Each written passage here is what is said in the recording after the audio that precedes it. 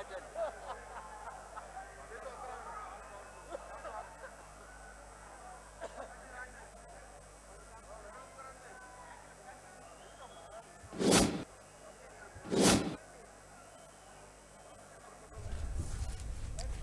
TDP జాతీయ అధ్యక్షునిగా చంద్రబాబు మరోసారి ఏకగ్రీవంగా ఎన్నికయ్యారు. మహానాడు కడపలో జరుగుతోంది.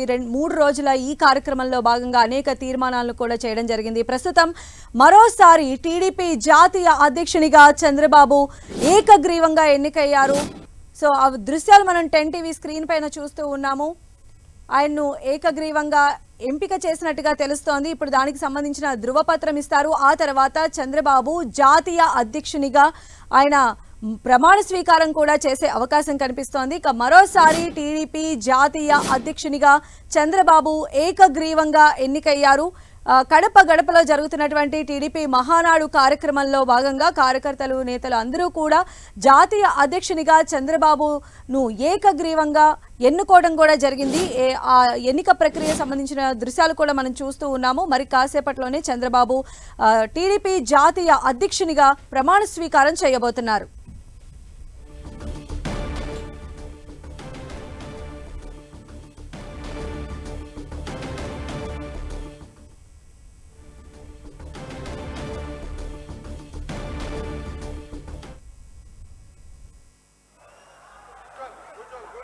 హలో, దయచేసి ఇప్పుడు జాతీయ పార్టీ అధ్యక్షులుగా ఎంపికైన మాన్యశ్రీ నారా చంద్రబాబు నాయుడు గారు ఈ మహానాడు సభా వేదిక నుంచి ప్రమాణం చేస్తారు. నారా చంద్రబాబు నాయుడు అను నేను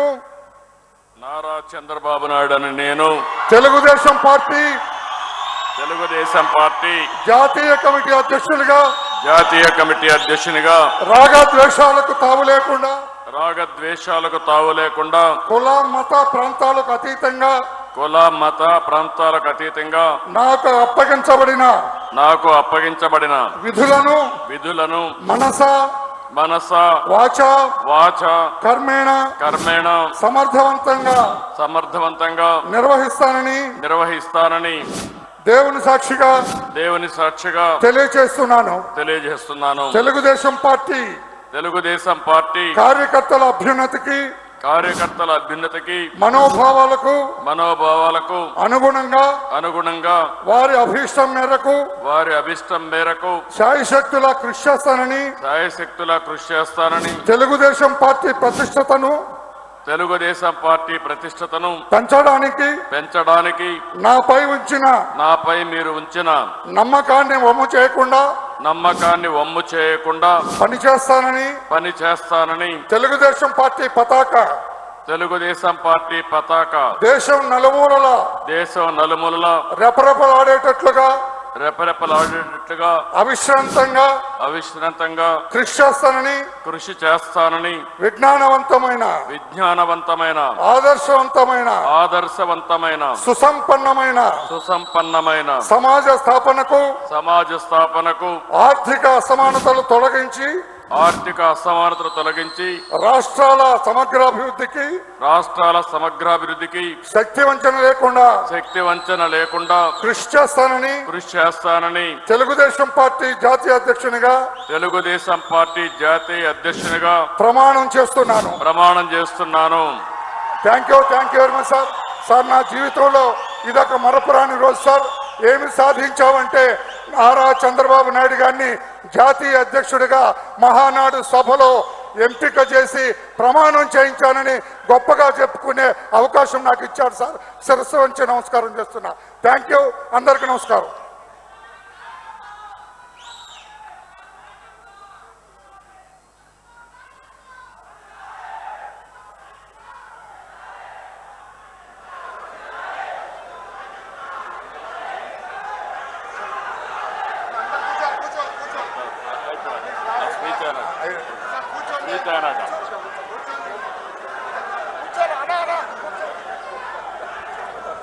తెలుగుదేశం పార్టీ జాతీయ అధ్యక్షులుగా ఎన్నికైన మన నాయకుడు, మన ఆరాధ్య దైవం నారా చంద్రబాబు నాయుడు గారు ఇప్పుడు మనల్ని ఉద్దేశించి ప్రసంగిస్తారు. అందరూ కూడా శ్రద్ధగా విని ప్రసంగం పూర్తయ్యేంత వరకు ఎవరి స్థానాల్లో నుంచి వాళ్ళు కదలకోకుండా ఉండాలని మరొకసారి మీ అందరికీ విజ్ఞప్తి చేస్తా ఉన్నాం.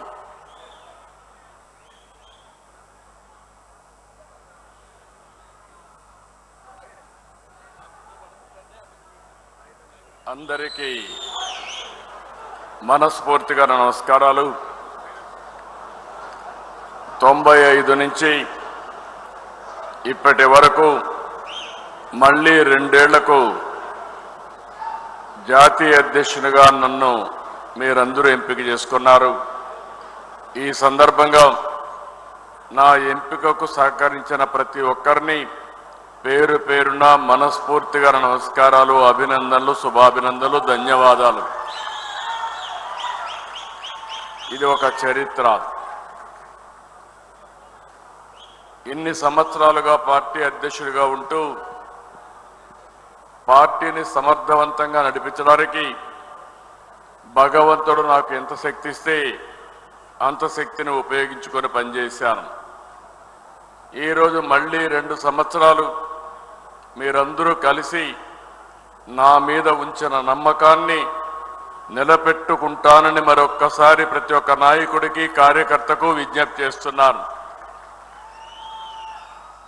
వేదిక పైన ఉండే నాయకులు కానీ, ఈరోజు ఈ జనరల్ బాడీకి వచ్చిన నాయకులందరికీ కూడా మనస్ఫూర్తిగా ధన్యవాదాలు తెలియజేసుకుంటూ, మీరు నా మీద ఒక బాధ్యత పెట్టారు. ఈ బాధ్యత నా ఒక్కడి వల్ల సాధ్యం కాదు. నా బలం, బలగం తెలుగుదేశం పార్టీ, ముఖ్యంగా ఇక్కడ ఉండే నాయకత్వం అని చెప్పి కూడా నేను మీకు తెలియజేసుకుంటున్నా. మీరు నిన్న ఈరోజు ఏ స్ఫూర్తి అయితే ఇచ్చారో, ఎంత బ్రహ్మాండంగా అయితే మీరు సహకరించారో మీ సహకారం చూస్తున్నాను. నా జీవితంలో ఎప్పుడూ చూడని విధంగా కడప మహానాడు జరిగింది. ఎన్నో మహానాడులు చేశాం. కడప మహానాడు అన్ని మహానాడుల కంటే ప్రత్యేకమని మరొకసారి మీ అందరికీ విజ్ఞప్తి చేస్తున్నాను. ఈ మహానాడుకు కారణమైనటువంటి కడప జిల్లా నాయకత్వాన్ని, రాష్ట్ర నాయకత్వాన్ని మనస్ఫూర్తిగా అభినందిస్తున్నాను. ఇక్కడ అరేంజ్మెంట్స్ కానీ, ఇక్కడ చేసిన ఏర్పాట్లు కానీ చాలాసార్లు చూసాం, కానీ ఇంత మెజెస్టిక్ గా ఎప్పుడు రాలేదు. అదే సమయంలో కార్యకర్తల్లో పట్టుదల చూశాను, నాయకుల్లో పట్టుదల చూశాను. నిన్న ఉదయం నుంచి మిమ్మల్ని చూస్తున్నాను. ఏ ఒక్కరు కూడా కదలకుండా ఉదయం నుంచి సాయంత్రం వరకు బ్రహ్మాండంగా శ్రద్ధ పెట్టిన మిమ్మల్ని అందరినీ పేరు పేరున మనస్ఫూర్తిగా అభినందిస్తున్నాను. నిన్నంతా కూడా అర్థవంతమైన చర్చలు జరిగాయి. ఏదైతే 6 శాసనాలు, అదే సమయంలో రాబోయే 40 సంవత్సరాలకు ఒక ప్రణాళిక, ఈ 2 కూడా చూసినప్పుడు నాకు ఏమాత్రం అనుమానం లేదు. తెలుగు వారి చరిత్ర ఉన్నంత వరకు తెలుగుదేశం పార్టీ ఉంటుంది. తెలుగుదేశం పార్టీ ఎప్పుడు వారికి సేవలు అందించి అనునిత్యం తెలుగు జాతిని ఒకటే విషయం మనం గుర్తుపెట్టుకోవాలి. ప్రపంచంలో అగ్రస్థానంలో తెలుగు జాతిని పెట్టే శక్తి, సామర్థ్యం ఒక్క తెలుగుదేశం పార్టీకి తప్ప వేరే వాళ్ళకు లేదని మరొక్కసారి విజ్ఞప్తి చేస్తున్నారు. ఈరోజు ఉదయం నుంచి కూడా ఒక యుగ పురుషుడి యొక్క జన్మదినాన్ని మనం జరుపుకున్నాం. ఇవన్నీ ఒకసారి తలుచుకుంటే మనం ఇంత బ్రహ్మాండంగా ఏ విధంగా చేయగలుగుతున్నాం అనేది మనకే ఆశ్చర్యం వేసే విధంగా కార్యక్రమాలు అవుతున్నాయి. ఈరోజు మళ్ళీ కొన్ని తీర్మానాలు మనం చేసుకున్నాం. నిన్న విషయాలు నేను ఈరోజు ప్రస్తావించడం లేదు. మళ్ళీ రేపు మనకు పబ్లిక్ మీటింగ్ ఉంటుంది. ఈరోజు నిన్న మొన్న చూశారు, మొన్న వర్షాలు పెద్దగా పడ్డాయి. మహానాడు జరుగుతుందా లేదా అని అనుమానం వచ్చింది. కడాన వరుణ దేవుడు కూడా సహకరించి నిన్న ఉదయం నుంచి ఇప్పటి వరకు పూర్తిగా సహకరించాడు. నాకు నమ్మకం ఉంది రేపు కూడా సహకరిస్తాడు. మన మీటింగు దిగ్విజయంగా బ్రహ్మాండంగా జరుగుతుందనేది. అదే సమయంలో ఈరోజు మన అజెండా మనం చూసినప్పుడు లా అండ్ ఆర్డర్ పైన ఈ తీర్మానం పైన చాలా మంది మాట్లాడారు. తెలుగుదేశం పార్టీకి ఒక చరిత్ర ఉంది. నక్సలిజాన్ని రూపుమాపడానికి నిరంతరం పోరాడిన పార్టీ తెలుగుదేశం పార్టీ. రాయలసీమలో ఫ్యాక్షనిజాన్ని తుదముట్టించి అభివృద్ధికి దోహదం చేసిన పార్టీ తెలుగుదేశం పార్టీ. హైదరాబాద్లో మత ఘర్షణలు పూర్తిగా కట్టడి చేశాం. రౌడీజం లేకుండా చేశాం. ఆడబిడ్డలకు రక్షణ ఇచ్చాం. అలాంటి పార్టీ ఒక చరిత్ర ఉంది. మనం వస్తానే మళ్ళీ అందరిలో కొన్ని ఆలోచనలు ఉన్నాయి. 5 సంవత్సరాలు మనం చూసాం. ఆస్తులకు రక్షణ లేదు. ఎక్కడ చూసినా డ్రగ్స్ వచ్చాయి. గంజాయి పెంపకానికి ఏజెన్సీ ప్రాంతం ఒక అనువైన ప్రాంతంగా విలేజ్ కాటేజ్ ఇండస్ట్రీ మారిగా తయారు చేసే పరిస్థితికి వచ్చారు. పోలీస్ శాఖను నిర్వీర్యం చేశారు. ఆర్గనైజ్డ్ క్రైమ్ విపరీతంగా పెరిగిపోయింది.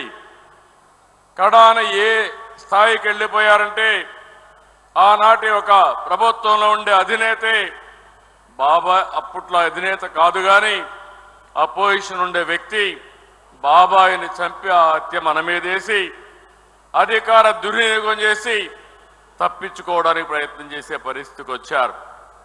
ఇవన్నీ చూసిన తర్వాత మనకు కొన్ని సవాళ్లు వచ్చాయి.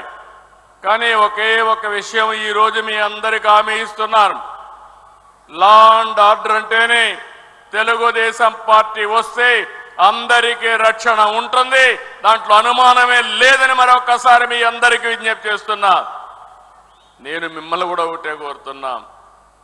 లా అండ్ ఆర్డర్ మన చేతల్లోకి మనం ఎవరో తీసుకోవాల్సిన అవసరం లేదు. తప్పులు చేసిన వాడు ఈ రోజైనా రేపైనా శిక్షకు అర్హుడే. అందుకే నేను హామీ ఇస్తున్నా, ఇక్కడుండే తెలుగుదేశం పార్టీ చట్టాన్ని గౌరవించే పార్టీ. నా కుటుంబ సభ్యులు ఎక్కడ కూడా నేరాలు లేకుంటే ఘోరాలు ఎప్పుడు చేయలేదు. ఆ క్రమశిక్షణ మీరు పాటించండి. ఎవరైనా తప్పు చేసిన వాడు మీ దగ్గర సమాచారం ఉంటే నేను ఎవ్వరినీ వదిలిపెట్టను. తప్పు చేసిన వాడి పట్ల చండ శాసనుడుగా ఉంటానని మరొక్కసారి మీ అందరికీ విజ్ఞప్తి చేస్తున్నాను. రెచ్చగొడతారు, రెచ్చిపోవలసిన అవసరం లేదు. అందుకే ఈ రాష్ట్రంలో లా అండ్ ఆర్డర్ కాపాడే బాధ్యత తీసుకుందాం. ఇప్పటికే మీరు చూస్తే గంజాయిని పూర్తిగా నియంత్రణ చేయడానికి ప్రయత్నం చేశాం. ఎక్కడికక్కడ ఈగల్ డిపార్ట్మెంట్ పెట్టి ప్రత్యేకమైన శ్రద్ధ పెట్టి నేను ఒకటే చెప్తున్నాను. నిన్న ఈరోజు కొంతమంది నాకు సూచనలు చేశారు. ఎవరైతే గంజాయి కానీ డ్రగ్స్ కానీ పట్టుబడితే అమ్మినా లేకపోతే వ్యాపారాలు చేసినా అలాంటి వాళ్ళందరినీ వాళ్ళ ఆస్తులు కాన్ఫిస్కేట్ చేసి అవన్నీ కూడా బాధితుల రీహాబిలిటేషన్ ఖర్చు పెట్టమని చెప్పారు. అది ఒక మంచి సజెషన్. తప్పకుండా ఆలోచిస్తానని చెప్పి నేను మీకు తెలియజేస్తున్నా. రెండో విషయం మనం ఆలోచిస్తే ఇరిగేషన్, సాగునీటి శాఖ. ఈరోజు తెలుగుదేశం పార్టీ మీరు ఒక్క విషయం గుర్తుపెట్టుకోవాలి. రాయలసీమ ఒకప్పుడు కరువు సీమ.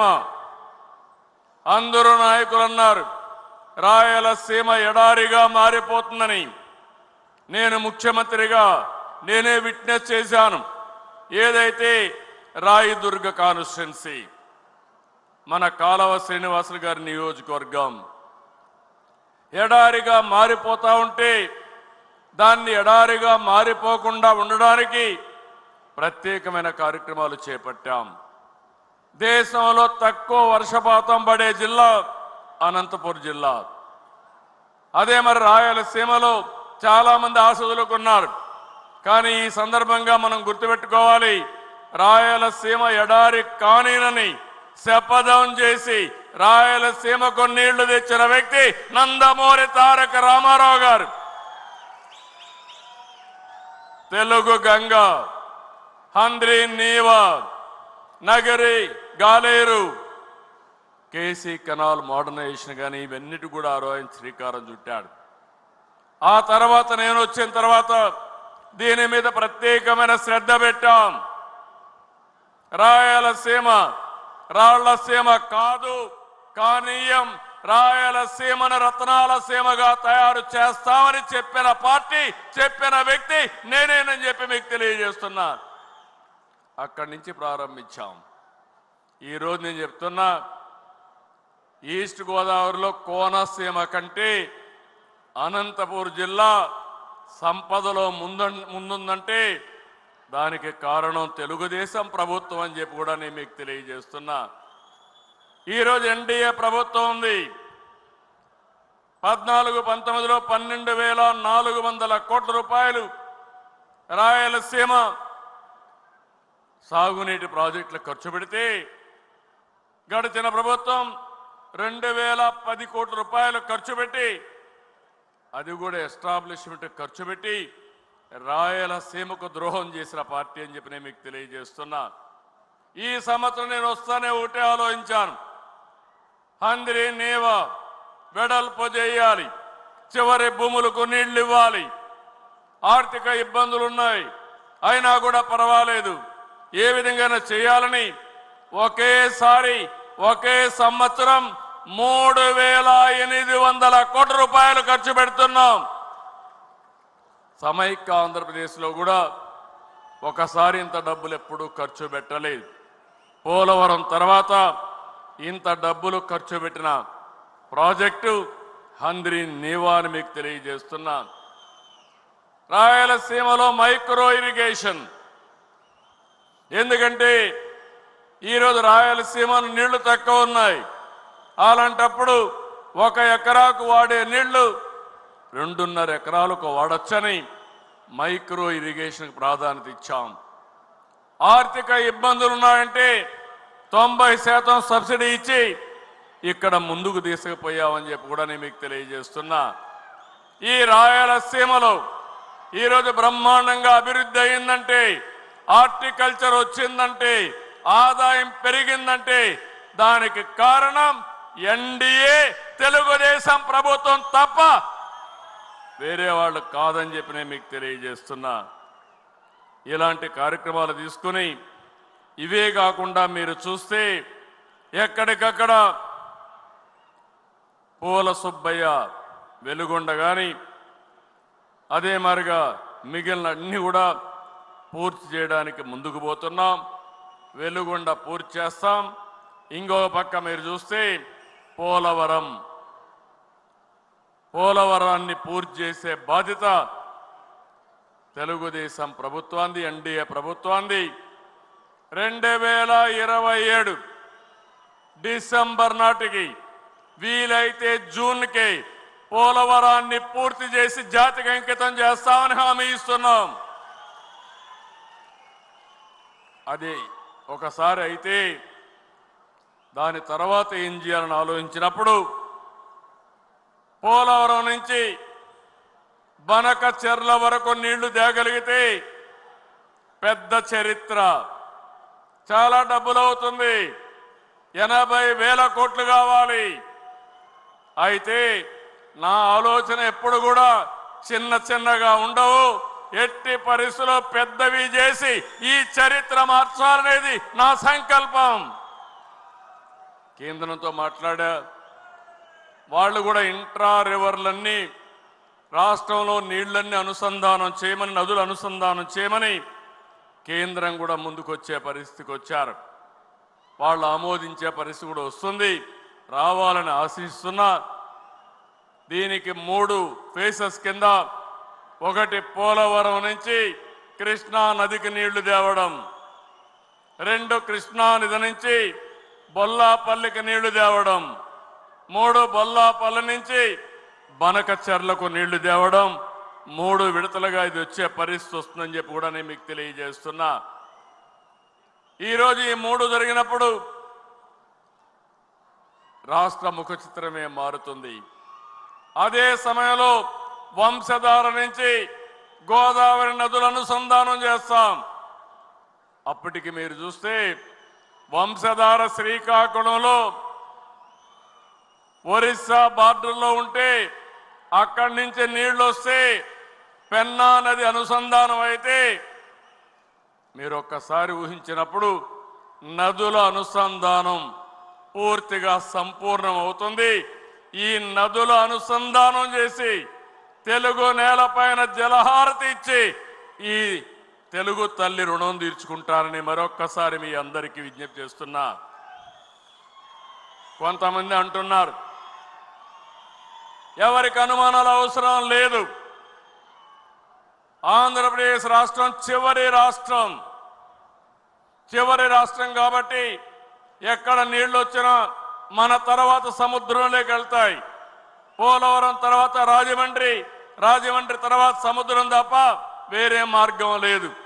అలాంటప్పుడు సముద్రంలోకి పోయే నీళ్లు మనం వాడుకుంటే ఈ నీళ్ల వల్ల తెలంగాణకు కూడా లాభం ఉంటుంది తప్ప ఎవరికి నష్టం లేదు.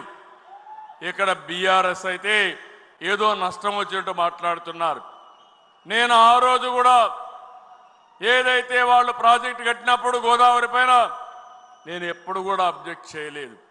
నా ఆలోచన ఒకటి, తెలంగాణ కానీ ఆంధ్రప్రదేశ్ రాష్ట్రం కానీ నాకు ఎప్పుడు చెప్పాను, రెండు కళ్ళను ఆ రోజు చెప్పా, ఈ రోజు చెప్తున్నా, హైదరాబాద్ను అభివృద్ధి చేసింది నేనే ఘంటాపదంగా చెప్పగలుగుతాను.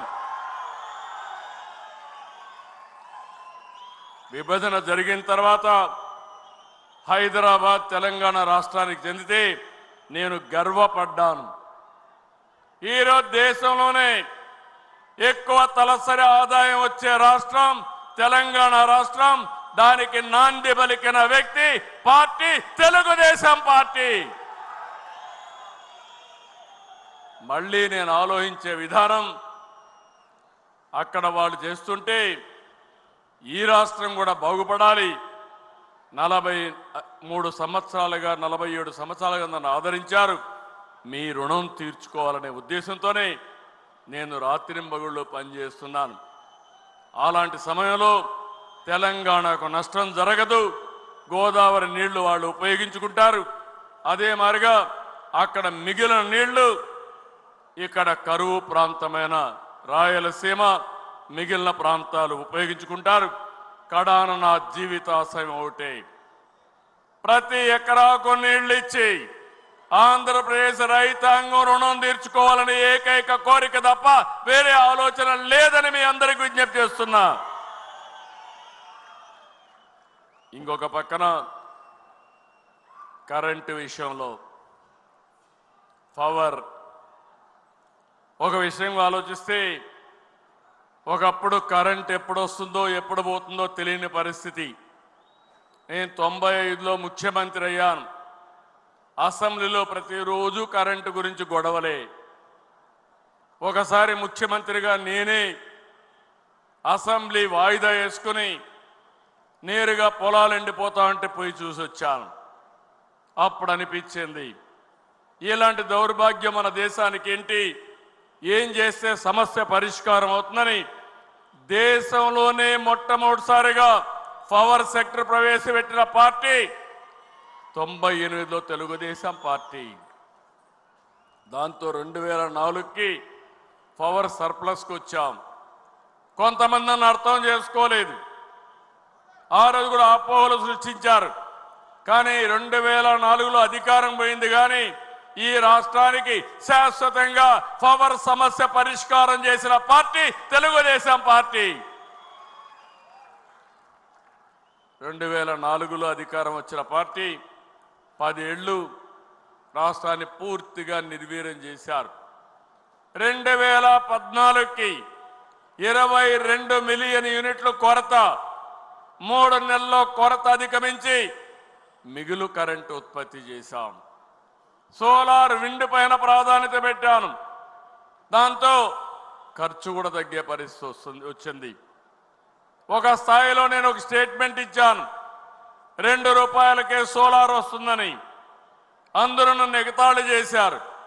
ఈరోజు మీరు చూస్తే ₹2 కానీ 2.40 పైసలకు వచ్చే పరిస్థితి వస్తూ ఉంది.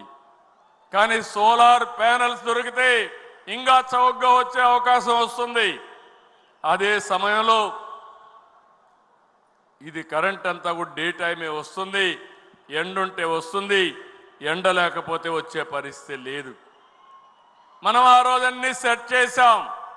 కానీ మళ్ళీ 2019లో మనం ఓడిపోయిన తర్వాత మన మీద కక్షతో ఒప్పందాలను రద్దు చేసి చట్ట వ్యతిరేకంగా పనిచేసి కరెంటు తీసుకోకుండా 9,000 కోట్ల రూపాయలు కోర్టు ద్వారా ఆదేశాలు వస్తే మొట్టికాయలు వేస్తే 9,000 కోట్ల రూపాయలు పే చేశారు. ఉచితంగా వచ్చే కరెంటు వాడకుండా చేసి 9,000 కోట్ల రూపాయల నష్టపరిహారం కట్టే పరిస్థితికి వచ్చారు. 5 సంవత్సరాలు వీళ్ళు చేసిన పనికి 1,12,422 కోట్ల రూపాయలు బకాయిలు అయిపోయినాయి. 9 సార్లు కరెంటు ఛార్జీలు పెంచారు. 32,166 కోట్ల రూపాయలు పెంచారు. మళ్ళీ నేను 4వసారి ముఖ్యమంత్రి అయితే మళ్ళా యథాస్థితే. అయితే ఈరోజు నేను ఒకటే ఆలోచిస్తున్నాను, మళ్ళీ ఈ రాష్ట్రంలో ఏ మాత్రం కూడా కరెంటు కొరత లేకుండా చేయాలని, శాశ్వత పరిష్కారం తేవాలని ఈరోజు నేను కార్యక్రమాలు చేపట్టాను. ఆంధ్రప్రదేశ్ని క్లీన్ ఎనర్జీ, గ్రీన్ ఎనర్జీ హబ్గా తయారు చేస్తున్నాం. సోలార్కు ప్రాధాన్యత ఇచ్చాను, విండ్కు ప్రాధాన్యత ఇచ్చాం, పంపుడ్ ఎనర్జీ కూడా ప్రాధాన్యత ఇచ్చాం. 160 గిగావాట్లు కరెంటు ఉత్పత్తి చేయాలని లక్ష్యంగా పెట్టుకున్నాం. 10 లక్షల కోట్ల రూపాయలు పెట్టుబడులు వస్తాయి. దీనివల్ల 7,50,000 మందికి ఉద్యోగాలు వస్తాయి. ఇప్పటికే ఈ రంగంలో మీరు చూస్తే 6 లక్షల కోట్ల రూపాయల పెట్టుబడులు వచ్చాయి. 58 గిగావాట్ల కరెంటు, గ్రీన్ కరెంట్ వచ్చే పరిస్థితి వస్తూ ఉంది. ఎన్టీపీసీ కానీ, హీరో ఫ్యూచర్ కానీ, ఆస్థా గ్రీన్ కానీ, Ecoren, Tata power, Vedanta group, Reliance power, ACME, ReNew power, evergreen లాంటివి చాలా వచ్చాయి. ఇవన్నీ మీరు చూస్తే రాయలసీమలో ఎక్కువ వస్తున్నాయి. ఇది ఒక గ్రీన్ ఎనర్జీ హబ్గా తయారవుతుంది. మనకు పోర్ట్లున్నాయి. ఏవైతే గ్రీన్ హైడ్రోజన్ కానీ అమోనియా తయారు చేసి ప్రపంచానికి గ్రీన్ ఎనర్జీ సత్తా ఎక్స్పోర్ట్ చేసే సత్తా మనకుందని చెప్పి కూడా నేను మీకు తెలియజేస్తున్నా. ఒక పక్క బకాయిలు ఉన్నాయి. ఈరోజు ఒక్క విషయం రాష్ట్ర ప్రజలందరికీ విజ్ఞప్తి చేస్తున్నా. నేను ఎన్నికల కంటే ముందు చెప్పాను, ఖర్చు తగ్గిస్తా, సమర్థత పెంచుతా, కరెంటు ఛార్జీలు పెంచనని ఆ రోజే చెప్పాను. దానికి నేను కట్టుబడి ఉన్నానని మరొక్కసారి మీ అందరికీ విజ్ఞప్తి చేస్తున్నా. కానీ వీళ్ళు చేసిన అవకతవకలు, వాళ్ళు కరెంటు ఛార్జీలు పెంచి వెళ్ళారు. పెంచి వెళ్ళిన కరెంటు ఛార్జీలు ఇప్పుడు ప్రజలపైన పడ్డాయి. దానిపైన మనల్ని విమర్శిస్తున్నారు. అది మీ నిర్వాహకం తప్ప నాది కాదు. నేను వచ్చిన తర్వాత 2024 జూన్ 12 తర్వాత వాడిన కరెంటు ఛార్జీలు 1 పైసా పెంచకుండా సమర్థత పెంచుతానని మరొక్కసారి విజ్ఞప్తి చేస్తున్నా. భవిష్యత్తులో కూడా ₹5.10 ఉంటే ఈరోజు 38 పైసలు దగ్గర ఆవరేజ్ ప్రొక్యూర్మెంట్ కాస్ట్ తగ్గించాం. రాబోయే ఈ సంవత్సరం 50 పైసలు తగ్గించాలని మళ్ళీ ఆలోచిస్తున్నా. రాబోయే సంవత్సరానికి ఎన్ని మార్గాలు ఉన్నాయో అన్ని ఆలోచిస్తున్నా. ఇక్కడ ఈ మహాసభలో ఉండే మిమ్మల్ని అందరినీ కోరుతున్నాను, ఏదైతే రూఫ్ టాప్ సోలార్ ప్రతి ఇంటి మీద కరెంటు పెట్టుకోవడం, మనం ఎస్సీలు ఎస్టీలు ఎవరైతే ఉన్నారో 200 యూనిట్లు తయారు చేయడానికి 2 కిలోవాట్ల పవర్ స్టేషన్ ని ఉచితంగా వాళ్ళకి ఇస్తాం. ఒక్క పైసా వాళ్ళు పెట్టుకునే పనే లేదు. ఆ తర్వాత కరెంటు వాళ్ళు వాడుకొని మిగిలిస్తే దానికి కూడా ₹2.5 చొప్పున వాళ్ళకు డబ్బులు కూడా ఇస్తాం. ఇంకో పక్క బీసీలు ఉన్నారు, వాళ్ళందరికీ విజ్ఞప్తి చేస్తున్నాను. 2 కిలోవాట్లయితే ₹60,000 సబ్సిడీ, 3 కిలోవాట్లయితే ₹78,000 సబ్సిడీ మీరు పెట్టుకోండి. నేను అదనంగా ₹20,000 వెనుకబడిన వర్గాలకు ఇస్తాను. దానివల్ల మీకు కావలసిన కరెంటు ఛార్జీలు కట్టే పరిస్థితే ఉండదు. దీనివల్ల మీకు కొంతవరకు వెసులుబాటు వస్తుంది. మూడో విషయం, ఇక్కడ నాయకులు ఉన్నారు, కార్యకర్తలు ఉన్నారు. నేను ఇక్కడుండే ఎమ్మెల్యేలు కూడా చెప్పాను, ప్రతి నియోజకవర్గంలో కనీసం 10,000 ఇండ్ల పైన సూర్యఘర్ పెట్టాలి, రూఫ్ టాప్ పవర్ పెట్టాలని చాలా స్పష్టంగా ఆదేశాలు ఇచ్చాను. ఇంకా మన వాళ్ళు అనుకున్నంత హుషారుగా ముందుకు పోవడం లేదు. నేను మిమ్మల్ని అడుగుతున్నా, ₹78,000 ఎవరికైనా ఇస్తాం. ఎస్సీలు అయితే 2 కిలోవాట్ల వరకు ఉచితంగా ఇస్తాం. బీసీలు అయితే 78,000 నుంచి 60,000 నుంచి 78,000, అది కాకుండా ఒక 20,000 ఇస్తాం, అంటే 98,000 వస్తుంది. మిగిలిన వాళ్ళందరికీ 60,000 వస్తుంది, 78,000 వస్తుంది. మీరందరూ కానీ మీ ఇండ్ల పైన కరెంటు పెట్టుకుంటే మీరు కరెంటు ఛార్జీలు కట్టే పరిస్థితి రాదని మరొకసారి విజ్ఞప్తి చేస్తున్నా. బ్యాంకులో మీరు డబ్బులు తీసుకోండి, మిగిలింది మీరు కాదనుకుంటే డిపార్ట్మెంటే పెట్టి మీకు ఇస్తారు. బ్యాంకుతో కూడా వడ్డీ మామూలుగా పెట్టి నెలవారీగా మీ బిల్లు కూడా అడ్జస్ట్ చేస్తారు. రెండోది, రాష్ట్రంలో ఉండి వ్యవసాయానికి ఉపయోగించే రైతులందరినీ కోరుతున్నాం, మీ పొలం దగ్గర, మీ పంప్ సెట్ దగ్గర కుసుమ్ కింద మీరు సోలార్ పెట్టుకోండి, ఉచితంగా ఇస్తాం. మీరు కరెంటు వాడుకోండి, సర్ప్లస్ వస్తే గ్రిడ్కి ఇవ్వండి, మళ్ళీ మీకు ఎప్పుడు కావాలంటే ఇప్పుడు కరెంటు ఇస్తాం. ఇంకో పక్కన ఎవరైతే రైతులు ఉన్నారో మీరు కరెంటు ఉత్పత్తి చేసి మీ ఇంట్లకు కూడా వాడుకునే ఏర్పాటు ఇస్తా. అవసరమైతే వాహనాలకు కూడా ఎలక్ట్రిసిటీ కన్వర్ట్ చేసుకొని వాడుకోవచ్చు. నేను అందుకని ఒక వినూత్నమైన మార్పులకు దోహదం చేస్తున్నాం. అదే మీరు చూస్తే డెమోక్రటైజేషన్ ఆఫ్ పవర్ జనరేషన్. ఇక్కడ నేను అడుగుతున్నాను మన కార్యకర్తల్ని, మళ్ళీ ఈ అవకాశం మీకు రాదు. కేంద్రం 1 కోటి మందికే ఇవ్వడానికి 75,000 కోట్ల రూపాయలు సబ్సిడీ పెట్టారు. ఫస్ట్ కమ్ ఫస్ట్ సర్వ్డ్ కింద పెట్టారు. దీన్ని ఒక అడ్వాంటేజ్గా తీసుకోవాలని నా తెలుగు కుటుంబం, నా తెలుగుదేశం పార్టీ కార్యకర్తలు మీ ఇండ్లకంతా పెట్టుకోవాలని మిమ్మల్ని కోరుతున్నాను. సిద్ధమా తమ్ముళ్ళు అని మిమ్మల్ని అడుగుతున్నా. ఎమ్మెల్యేలు కోరుతున్నా, వీళ్ళందరూ సిద్ధంగా ఉన్నారు. మీరు వాళ్ళకు నాయకత్వం ఇవ్వండి. టెండర్లు పిలిచాం, పని అప్పచెప్పాం, మీరు ఏమీ చేయక్కర్లేదు. మీ ఇంటి పైన రూఫ్ టాప్ మీరు చూపిస్తే అక్కడ వచ్చి పెడతారు.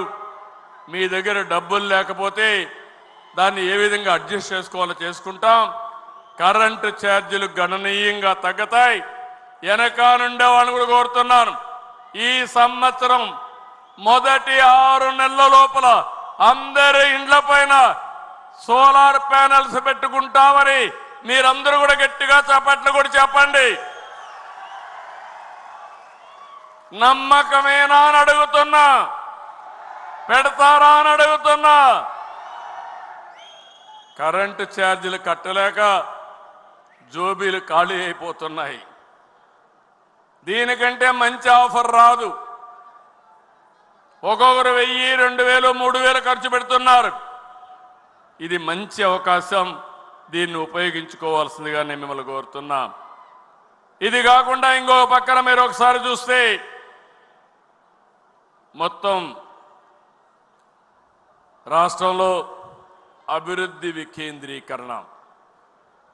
తెలుగుదేశం పార్టీ సిద్ధాంతం అన్ని ప్రాంతాలు అభివృద్ధి కావాలి, అన్ని నియోజకవర్గాల అభివృద్ధి కావాలి, అన్ని